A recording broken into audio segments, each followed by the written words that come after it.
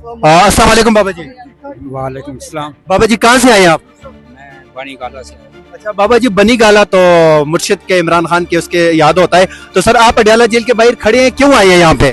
बस जी मैं ये समझ रहा हूँ कि खान साहब इस कौम के लिए याद कर रहे हैं और मैंने भी ये देखना है कम से कम रोज़ महशर के दिन मेरा रब मुझसे पूछेगा कि एक बंदा इस कौम के लिए याद कर रहा है तो आपने अपना क्या किरदार अदा किया।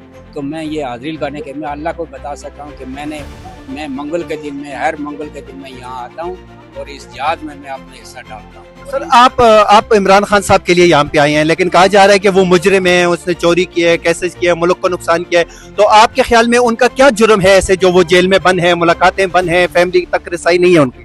जुर्म ये है कि डाकुओं का मुल्क पे कब्जा है और वो ईमानदार है। ईमानदार को कभी डाकू बर्दाश्त नहीं कर सकते, जो 70 साल से इस मुल्क पे जिनका कब्जा है, इसलिए वो उसको बाहर नहीं आने दे रहे हैं। अगर वो मुजरम था तो फिर ओपन अदालतों में उसका केस लाते, पूरी दुनिया को पता चलता कि हाँ वो मुजरम है, उसने ये जुर्म किया है। लेकिन ये साफ दुनिया को पता चल रहा है कि कोई जुर्म उसका नहीं है। अगर जुर्म होता तो जेल में उसके केस में चलाते। तो सर आप बनी गाला में कितने टाइम से रहते हैं?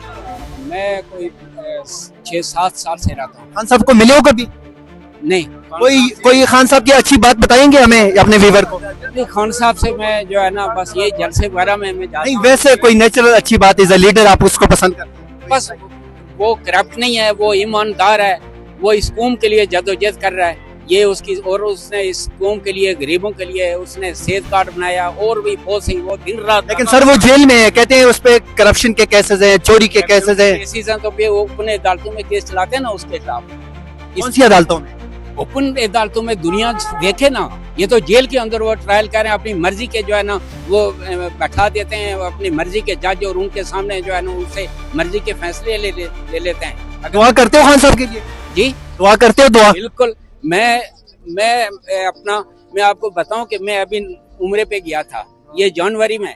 मैंने अपनी फैमिली से पहले, अपने बच्चों से पहले, सबसे पहले मैंने खान साहब के लिए उम्रा किया, इसलिए कि मैं ये समझ रहा हूँ कि वो बच्चों ने तो मेरे लिए किया, खान साहब तो पूरी कौम के बच्चों के लिए, हमारी आने वाली नस्लों के लिए कर रहे हो। पहला हक उसका है, मैंने तवाफ खान साहब के लिए किया और मैं कर रहा हूं। सर आपके दिल में हमने मोहब्बत देखी खान साहब के लिए, लेकिन सर खान साहब की रिहाई के लिए अमली तौर पे इकदाम नहीं हो रहे, तो इसके लिए क्या मुतालबा करेंगे?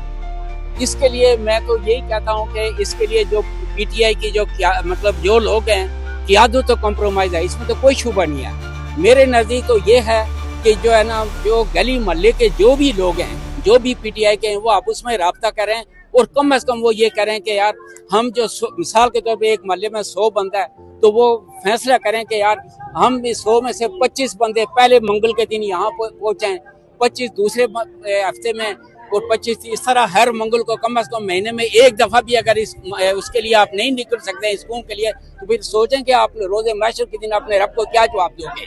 जब वो आपका रब आपसे पूछेगा कि एक बंदा इस कौम के लिए जदोजहद कर रहा है तो फिर आपने क्यों उसका साथ नहीं दिया और आपने क्या किया, तो ज़ाहिर हमें जवाब देना पड़ेगा। तो इसलिए मैं तो सबसे यही रिक्वेस्ट करूंगा कि कम से कम मंगल के दिन एक दिन आप मतलब निकलें, जो महीने जो हर हफ्ते नहीं निकल सकते, महीने में कम से कम एक दिन, नहीं तो फिर हमारे पास कोई ऑप्शन नहीं है, कोई हमारे पास उस वक्त अल्लाह को हम जवाब नहीं दे सकते हैं। तो हमें अपना हक अदा करना है, इससे बड़ा जात कोई नहीं है।